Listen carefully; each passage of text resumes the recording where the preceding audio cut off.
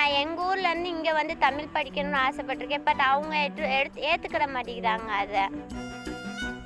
இவங்க first school start பண்ணாத முன்னாடி வந்தோம் அம்மா நான் தங்கச்சி எல்லாம். இவங்க சொன்னாங்க இருங்கம்மா வெயிட் பண்ணுங்கள் நாளைக்கு வாங்கன்னாங்க. சரின்னு நான் தங்கச்சிக்கு போய் பேசினாங்க. அவங்க சொன்னாங்க அதுக்கப்புறம் நீங்கள் வெயிட் பண்ணுங்க அப்படின்ட்டு அவங்க சொன்னாங்க. பேப்பர் மைக்ரேஷன் சர்டிஃபிகேட் இண்டிஜினியஸ் சர்டிஃபிகேட்லாம் கேட்டாங்க. அதுக்கப்புறம் அவங்க சொன்னாங்க வெயிட் பண்ணுமா, நாங்கள் வந்து சிவகங்கை கலெக்டர் டிஓ கிட்ட பேசிவிட்டு நாங்கள் வந்து சொல்கிறோன்னாங்க.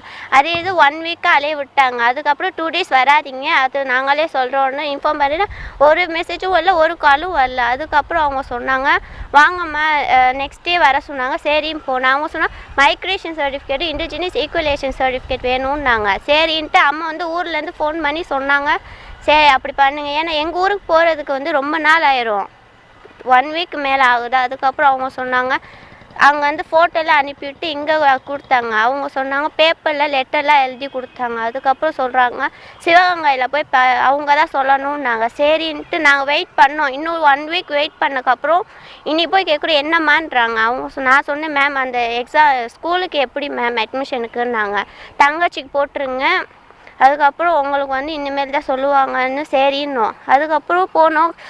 அவங்க வந்து பேப்பர் வந்து நாங்கள் டெய்லி போகிற அட்மிஷன் கேட்குறோம். அதுக்கப்புறம் அவங்க சொல்கிறாங்க பேப்பரை கொண்டு போங்க. பேப்பர் அவங்களே எடுத்து கொடுத்ததுக்கப்புறம் அவங்க சொல்கிறாங்க போங்கம்மா அங்கனுக்குள்ளே போய் சிவகங்கையில் போய் போய் பேசிக்கோங்க. அவங்கள்ட்டே கொடுக்க சொல்லி எங்களுக்கு திருப்பி கொடுத்தாங்க.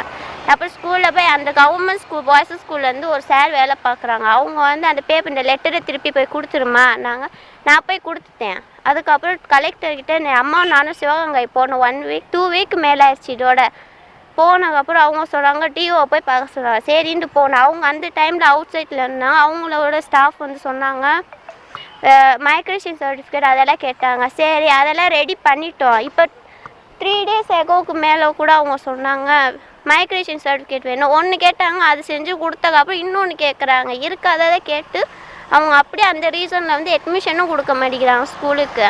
ஒரு சைனுக்கு இவ்வளோ நாள் ஆக்குறாங்க. அப்போ ஸ்கூலுக்கு என்னவா ஆகும்? அவங்க வந்து சொல்லவும் மாட்டேங்கிறாங்க இந்த டைமுக்கு வாங்கம்மா. இப்போ கூட போய் கேட்டு அவங்க சொல்கிறாங்க என்னம்மா என்கிட்ட சொல்லிக்கிருக்கன்றாங்க. நான் வந்து சொன்னேன் இல்லை மேம் ஒன்று நீங்களும் சொல்லணும் இல்லை அவங்களும் சொல்லணும். ஒன்று சரின்னா சரி ஒன்று வேணான்னு அவங்க என்னம்மா என்ன இதில் இழுக்கிற என்கிட்டலாம் இந்த பேச்செல்லாம் பேசக்கூடாது நீ ரொம்ப ஓவராக பேசுகிறேன்றாங்க அவங்க என்கிட்ட. மீடியத்தில் நீங்கள் எத்தனை வருஷமாக இங்கே தமிழ்நாட்டில் பயில்றீங்க? இன்னுக்குள்ள LKGலேருந்து 8 வரைக்கும் SSல படித்தேன். அதாவது LKGயில் ஆரம்பித்து 8ஆம் வகுப்பு வரைக்கும் நீங்கள் தமிழ் மீடியத்துலேயும் படிச்சிருக்கீங்க? SSல அதாவது தமிழ்நாட்டிலையும் படிச்சிருக்கீங்க. குற்றம் சுமத்துறது வந்து இந்த அரசு பெண்கள் மேல்நிலைப் பள்ளியுடைய ஹெச்எம்ஐயா இல்லை யாரை குற்றம் சுமத்துறீங்க?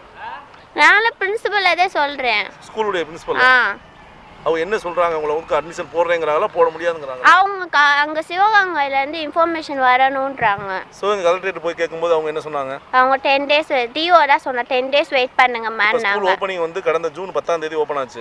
இன்னைக்கு அதுக்கு முன்னாடிலேருந்து அலைஞ்சிட்டு இருக்கீங்க. ஏறத்தாழ நீங்கள் 1 மந்த்துக்கு மேலே அலையிறீங்க. பட் அதுக்கான ரிசல்ட் இன்னும் கிடைக்கல. இன்னும் வரல. கேர்ள்ஸ் ஸ்கூல் தமிழ் மீடியம் படிக்கணும்னு ஆசை. இவங்க வந்து சிஎம் வந்து எனக்கு வந்து அட்மிஷனுக்கு அவங்க ஏற்பாடு பண்ணணும்னு ஆசைப்பட்றேன். என்னோட பேர் அக்கும்லா. நான் வந்து எங்கள் ஊர்லேருந்து இப்போ தான் 3 months ஆயிடுச்சு. நான் வந்து எங்களுக்கு அட்மிஷன் கேட்டுக்கிருக்காங்க. அவங்க இன்னும் எதுவும் ரிசல்ட் ஒன்றும் சொல்லலை. செய்திகளை உடனுக்குடன் தெரிந்து கொள்ள உடனே சப்ஸ்கிரைப் பண்ணுங்க.